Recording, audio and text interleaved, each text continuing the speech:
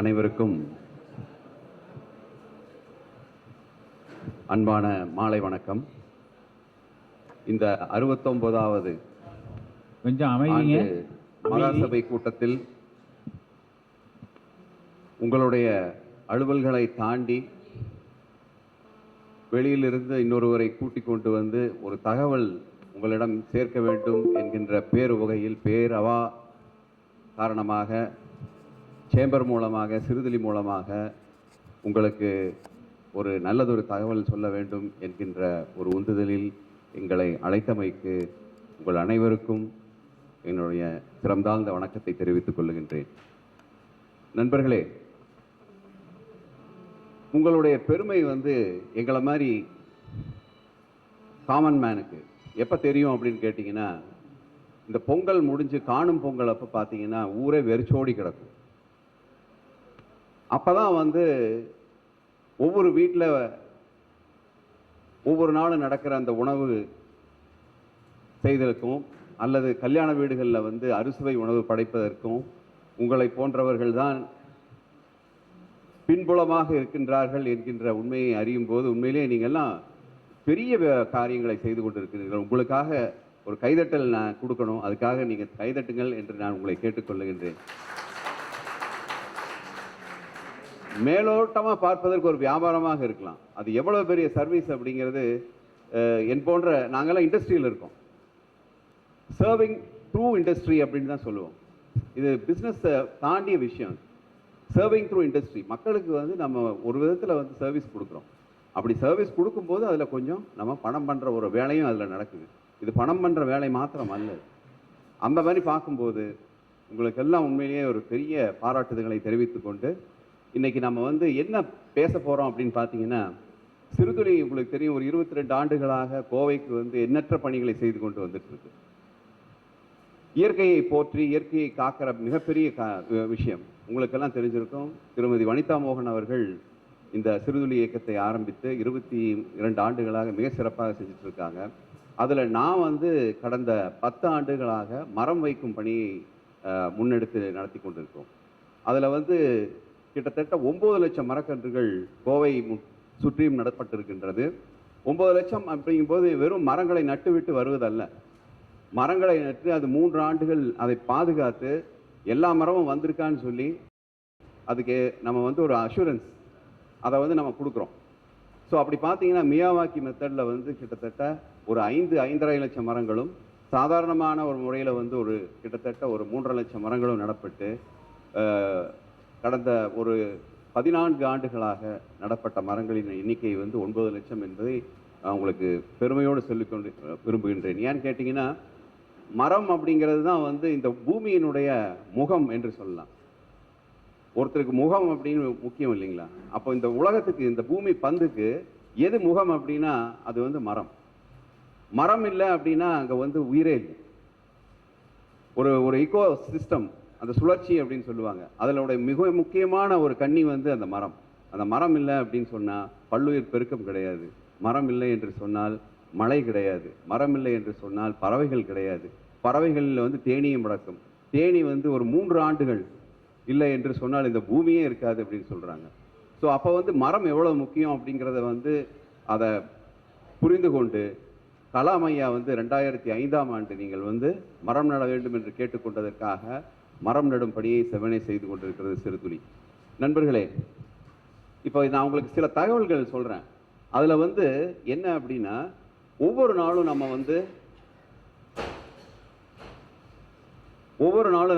எவ்வளவு குப்பைகளை நம்ம உற்பத்தி பண்ணி கொண்டிருக்கோம் அப்படின்னு நம்ம பார்க்கணும். அதில் மிக முக்கியமானவர்கள் நம்ம மாதிரி இருக்கிறவங்க கொஞ்சம் அது ஒரு கவனத்தில் கொண்டு அதை குறைப்பதற்கு என்ன வழி என்று பார்க்க வேண்டும். இதுதான் ஒரு ஒன்லைன் ஸ்டோரி நான் சொல்ல போகிறது.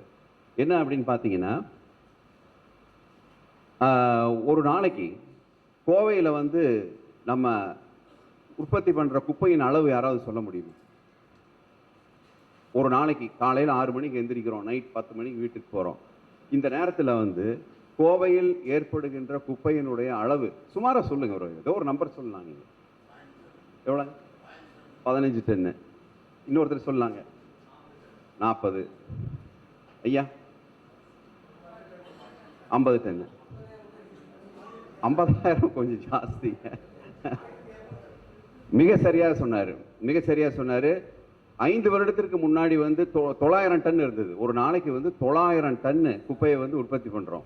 இப்ப இந்த 5 வருஷத்துல ஐடி கம்பெனிஸ் நிறைய வந்து இங்க நிறைய மைக்ரேட் ஆன பிறகு அது வந்து 1200 டன் குப்பை கழிவுகளை வந்து ஒவ்வொரு நாளும் உற்பத்தி பண்றோம்.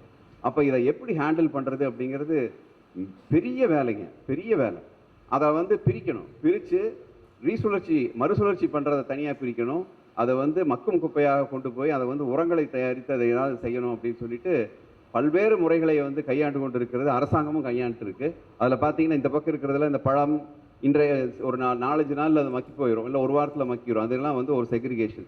இது வந்து மக்காத குப்பை, இந்த பிளாஸ்டிக். ஸோ இதெல்லாம் இப்போ எங்கே போகுதுன்னு நம்ம பார்த்தோம் அப்படின்னா உங்களுக்கு எல்லாருக்கும் தெரியும் எங்கே போகுதுங்க. அதே தாங்க. இது எப்படி இருக்குன்னா, நாங்கள் வந்து நல்லா சுத்தமாக இருந்துக்குவோம், பக்கத்து வீட்டுக்காரர் எப்படி போனால் எங்களுக்கு என்னங்கிற ஒரு மனோபாவத்தில் வந்து நம்ம போடுற அத்தனை குப்பையும் இந்த கோயம்புத்தூரோட ஒட்டுமொத்த குப்பையும் கொண்டு போய் வெள்ளலூரில் கொட்டிட்டு இருக்கோம். அவங்களுடைய வாழ்க்கை பிரச்சனை எல்லாம் என்ன அப்படிங்கிறத நீங்கள் பார்த்தீங்கன்னா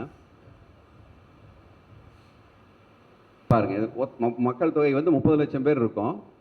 ஒரு நாளைக்கு வந்து சராசரியாக வர்ற குப்பையினுடைய அளவை பார்க்கும்போது வந்து 450 கிராம்லேருந்து 500 கிராம் வரைக்கும் ஒரு ஆளுக்கு பர் கேபிட்டா அப்படின்னு சொல்லலாம். ஒரு ஆளுக்கு வந்து அவ்வளோ பண்ணுறோம். அப்போ தினசரி உருவாகும் கழிவு வந்து 1100லேருந்து 1200 டன் ஒரு நாளைக்கு நம்ம உற்பத்தி பண்ணுறோம். இப்போ இது வந்து மாநகராட்சி வந்து என்ன செஞ்சுட்டு இருக்கு அப்படின்னு கேட்டிங்கன்னா, முடிஞ்ச வரைக்கும் குப்பைகளை பிரித்து எடுத்து கொஞ்சம் அதை வந்து சரி பண்ணலாம் அப்படின்னு சொல்லி முயற்சி பண்ணுறாங்க. அது சக்ஸஸ்ஃபுல்லாக வரலைங்க, இன்னும் முயற்சிகள் நடந்துட்டு இருக்கு. அதில் பார்த்தீங்கன்னா பச்சைகளை வச்சிங்கன்னா நீங்கள் வந்து மறுசுழற்சி செய்யக்கூடிய அந்த குப்பைகளை போட சொல்கிறாங்க. பிளாஸ்டிக்கு, பேப்பரு, பாட்டில், இந்த மாதிரியானது. இது வந்து இது பார்த்தீங்கன்னா உலர்கழிவு. இதெல்லாம் வந்து நம்ம இது வெட் வேஸ்ட்டுன்னு சொல்லுவோம். அதை வந்து உரமாக்குற அந்த கழிவுகளையெல்லாம் தனியாக பிரித்தோம்னா கொஞ்சம் அதை ப்ராசஸ் பண்ணுறதுக்கு வசதியாக இருக்கும் அப்படின்னு சொல்லி பிரிக்க சொல்லி கேட்டுக்கிறாங்க. அது வந்து மாநகராட்சியினுடைய இது எல்லா இடங்கள்லையும் இது நடக்கிறது இல்லை. அது ஒரு ஆள் பற்றாக்குறையினால முடிந்த அளவுக்கு ஏதோ பண்ணுறாங்க. அது ஏன் வந்து வெற்றிகரமாக வரதில்லை அப்படிங்கிறத நான் உங்களுக்கு சொல்கிறேன். நான் பாருங்கள், இதெல்லாம் கொண்டு போய் நம்ம வெள்ளலூரில் கொண்டு போய் கொட்டினோம்னா அங்கே வந்து ஒரு பிளான்ட் வச்சுருக்காங்க. அது வந்து இந்த இது வெட் வேஸ்ட்டை வந்து கிச்சன் வேஸ்ட்டை வந்து ப்ராசஸ் பண்ணுறதுக்கு வச்சுருக்காங்க. நமக்கு ஒவ்வொரு நாளும் சேகாரம் ஆகிறது வந்து 1200 கழிவு, 1200 டன்னு. அதில் வந்து கிட்டத்தட்ட 400 டன் வந்து நம்ம பேப்பர், இந்த மாதிரி மறுசுழற்சி பண்ணுற பிளாஸ்டிக்கு இதெல்லாம் வந்து வந்துடுதுங்க. மீதி வந்து கிட்டத்தட்ட ஒரு 600-700 டன்னுக்கு பக்கம் அந்த கிச்சன் வேஸ்ட் தான் வருது. இதை ப்ராசஸ் பண்ணுறதுக்கு நம்மகிட்ட இருக்கிறது பார்த்தீங்கன்னா மிஞ்சி போனால் ஒரு 150 டன்னு பண்ணலாம். அந்த அளவுக்கு தான் ஃபெசிலிட்டி இருக்குது. மீதியெல்லாம் அப்போ என்ன பண்ணுறோம் அப்படின்னா மழையாட்டம் இந்த மாதிரி போட வேண்டிய ஒரு சூழ்நிலை இருக்குது. இது வந்து இப்போ இந்த மறுசுழற்சியே வந்து ரொம்ப ரீசெண்ட் டைமில் தான் வந்து பண்ணிகிட்டு இருக்கோம். இது கிட்டத்தட்ட 20 வருஷம் குப்பை அந்த வந்து 400 ஏக்கர் லேண்டில் வந்து இருக்குது. அப்போ இங்கே என்ன நடக்குதுன்னு பார்த்தீங்கன்னா, பாக்டீரியா, வைரஸ், அது இதுன்னு சொல்லி மைக்ரோ ஆர்கானிசம்ஸ் கண்ணாபின்னான்னு வந்து அந்த வெள்ளலூரை சுற்றி இருக்கிற அத்தனை மக்களும் பாதிக்கப்பட்டிருக்காங்க.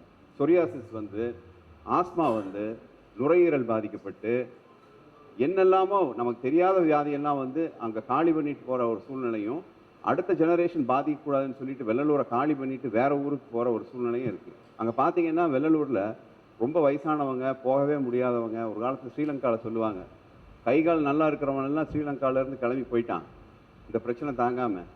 முடியாதவங்க தான் ஸ்ரீலங்காவில் இருக்காங்க யாழ்ப்பாணத்துலன்னு சொல்லுவாங்க. கிட்டத்தட்ட நம்மளுடைய இதுவும் வந்து வெள்ளலூரும் யாழ்ப்பாணமாட்டம் தான். எங்களால் இப்போ எங்கேயும் போக முடியாதுங்கிறவங்க வந்து அந்த ஸ்மெல்லையும் அந்த கஷ்டத்தையும் அவங்க பொறுத்துட்ருக்காங்க. ஸோ அதனால் என்ன அப்படின்னா, இப்போ அரசாங்கம் வந்து இதுக்கு என்ன தீர்வு அப்படின்னு சொல்கிறேன் பாருங்க. ஸோ இந்த ஸ்ப்ரே என்ன அப்படின்னு கேட்டிங்கன்னா, இஎம் சொல்யூஷன். இது வந்து எதுவும் பாக்டீரியாஸ் எல்லாம் வந்து அதிகமாக பாதிப்பு வரக்கூடாதுங்கிறதுக்காக இஎம் சொல்யூஷன்ஸ் எடுக்கிறாங்க. அது வந்து மாதத்துக்கு 1 கோடி 1.5 கோடி செலவாயிருக்கு. இது பாருங்கள், இதுதான் அந்த 400 ஏக்கர் யார்டில் கொஞ்சம் கொஞ்சமாக ஏதோ எடுத்து பண்ணிவிட்டு ஓரளவுக்கு பண்ணிகிட்டு இருக்காங்க. ஸோ இதெல்லாம் என்ன வருது அப்படின்னா, துர்நாற்றம் வருது, நோய் பரவுது, நிலம் நீர் மாசுபாடு. பூமியில் அந்த தண்ணி இருக்கு இல்லைங்களா, அக்வாஃபேர்னு சொல்கிற அந்த நீர்க்கால்களுக்கு இதனுடைய கேஸ்லேருந்து எல்லா விஷயங்களும் போய் அந்த தண்ணியை பாதித்து, நீங்கள் போர் போட்டிங்கன்னா தண்ணியோட கலரே வேறு மாதிரி இருக்கும். வெள்ளலூர் ஏரியாவில். அப்புறம் அங்கே இருக்கிற விலங்குகள் பாதிக்கப்பட்டிருக்கு. ஆடு மாடு இதை போய் சாப்பிட்றது, அப்புறம் அது செத்து போகிறது, அதே ஆட்டை வந்து நம்ம கொண்டு போய் வெட்டி நம்ம சாப்பிட்றது, இதில் நிறைய பிரச்சனைகள் இருக்குது. ஒட்டு மொத்தமாக சுற்றுச்சூழல் வந்து பாதிக்கப்பட்டிருக்கு, புகை இருக்குது. நீங்கள் யாராவது வந்து அன்னபூர்ணா புனியமுத்தூர் அன்னபூர்ணாவுக்கு நீங்கள் போய் நின்று கார் பார்க்கில் நின்னீங்கன்னா வெள்ளலூர்லேருந்து அடிக்கிற வாசம் அன்னபூர்ணாவுக்கு வருங்க. கிட்டத்தட்ட எவ்வளோ கிலோமீட்டர் பாருங்க. அப்போ எந்த அளவுக்கு அது பாதிப்பை ஏற்படுத்திட்டு இருக்குன்னு பாருங்க. நான் இது வந்து ஞாபகம் வச்சு தயவுசெய்து நெக்ஸ்ட் டைம் நீங்கள் வந்து புனியமுத்தூர் அன்னபூர்ணா போனீங்கன்னா இதை கொஞ்சம் நான் சொன்னதுக்காக அதை நீங்கள் காரை நிறுத்திட்டு கொஞ்சம் ஸ்மெல் பண்ணி பார்த்தீங்கன்னா இது வெள்ளலூர்லேருந்து வரும் அந்த ஸ்மெல்லு. அவ்வளோ மோசமாக இருக்கும். ஸோ இப்போ இதுக்கு என்ன தீர்வு அப்படின்னா, சீயிங் இஸ் பிலீவிங் அப்படின்னு சொல்லுவாங்க. நீங்கள் பார்த்தீங்கன்னா தான், எங்கேயாவது ஒரு பக்கம் நடக்குது அப்படின்னா தான் நமக்கு நம்பிக்கை வரும். அந்த மாதிரி ஒரு இடம் வந்து இந்தியாவில் வந்து இந்தூர் வந்து கிட்டத்தட்ட கடந்த 8 வருஷமாக அவங்க வந்து குப்பைகளை மிக சிறப்பாக கையாண்டு இந்தியாவிலேயே மிக சிறந்த சுத்தமான நகரங்கிற அவார்டை தொடர்ந்து வாங்கிட்டு இருக்காங்க. அங்கேருந்து ஒரு கலெக்டர் தான் வந்து முன்னெடுத்து இதை வந்து மிக சிறப்பாக பண்ணியிருக்காரு. உடனே நம்ம நினச்சக்கூடாது, இங்கே கோயம்புத்தூரில் 30 லட்சம் பேர் இருக்காங்க, இந்தூரில் வந்து ஒரு 10 லட்சம் பேர் இருப்பாங்களா அப்படின்னு. இந்தூரில் நம்மளை விட ஜாஸ்தியாக இருக்காங்க, 35 லட்சம் பேர் இருக்காங்க. ஸோ அப்போ இது எப்படி சாத்தியமாகுது அப்படின்னு பார்த்தீங்கன்னா, அரசாங்கத்தினுடைய செயல்பாடு, அரசாங்கத்தினுடைய திட்டம், அதை செயல்படுத்துகிற விதம், அதை எல்லாத்த விட அங்கே இருக்கிற மக்களினுடைய புரிதல், அந்த அவேர்னஸ் ரொம்ப முக்கியம். இவ்வளவு தூரம் அரசாங்கம் செய்கிறாங்க, நம்மளுடைய பங்குக்கு நம்ம என்ன பண்ணுறோம் அப்படின்னு சொல்லி ஒவ்வொருத்தரும் நினைக்கும்போது அந்த குப்பைகளை எங்கேயும் ரோட்டில் எரியாமல் அது போட வேண்டிய இடங்களில் போட்டு சுத்தமாக வச்சுக்கிட்டோம் அப்படின்னு சொன்னால் நம்ம வந்து நம்மளுடைய சுகாதாரத்துக்கும் நம்மளுடைய உடல் நலத்திற்கும் நம்மளுடைய சந்ததியினருடைய உடல் நலத்திற்கும் மிக மிக முக்கியமான ஒரு பங்கு வகிக்கும் என்று சொல்கிறது. இது பார்த்தீங்கன்னா அங்கே இந்தூரில் வந்து எவ்வளோ பேர் அதை வந்து செக்ரிகேட் பண்ணுறாங்கன்னு பாருங்கள். இது காலையில் வந்து ஃபுல் நைட் அவங்க வந்து க்ளீனிங்கில் இறங்கிடுவாங்க, ஆயிரக்கணக்கான எம்ப்ளாயீஸ். அது வந்து ரெவென்யூ ஜெனரேட் பண்ணுது, உரம் கொண்டு வராங்க, அந்த உரத்தை வந்து விவசாயிகளுக்கு கொடுக்குறாங்க, மறுபடியும் அது காசு பண்ணுறாங்க, அந்த காசை மறுபடியும் இவங்களுக்கு அங்கே இருக்கிற வேலை செய்கிறவங்களுக்கு கொடுக்குறாங்க. அதுபோக கவர்மெண்ட்டும் கொஞ்சம் எக்ஸ்ட்ராவாக இந்த ப்ராஜெக்ட்டுக்காக பணம் ஒதுக்கியிருக்காங்க. இதனால் என்ன ஆயிருக்கு அப்படின்னு பார்த்தீங்கன்னா, இந்தூரில் வந்து நோய் பரவுதல் சுத்தமாக கிடையாது. சின்ன சின்ன டாக்டர்ஸ்க்கெல்லாம் வேலையே இல்லை, அவங்கெல்லாம் அங்கே இந்த டிஸ்பென்சரியெல்லாம் மூடிட்டாங்க கடந்த 8 வருஷத்தில். அது ஒரு டேட்டா சொல்கிறாங்க.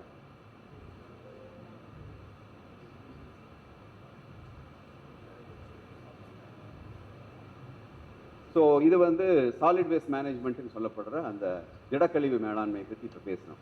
அதனால் ஒவ்வொரு மனிதர்களுக்கும், ஒவ்வொரு நம்மளை போன்றவர்களும் வந்து நம்மளுடைய மிக முக்கியமான உண்ண உணவு, உடுக்க உடை, இருக்க இருப்பிடம், இந்த 3 முக்கியமான விஷயங்களை தாண்டியவர்கள் நம்ம அதுக்காக இப்போ போராடிட்டு இருக்கலாம். அதை தாண்டி ஒரு லெவலுக்கு வந்துட்டோம். அப்போ நம்ம வந்து ஒரு புரிதலை ஏற்படுத்திக்கிட்டு இந்த மாதிரியான சுகாதாரத்துக்கு நம்மளுடைய வாழ்க்கையும் வாழ்விடமும் நம்மளுடைய வாழ்க்கையும் எப்படி அடுத்த லெவலுக்கு எடுத்துகிட்டு போகிறோம் அப்படிங்கிறத ஒவ்வொருத்தரும் சிந்திக்கணும். இதுதான்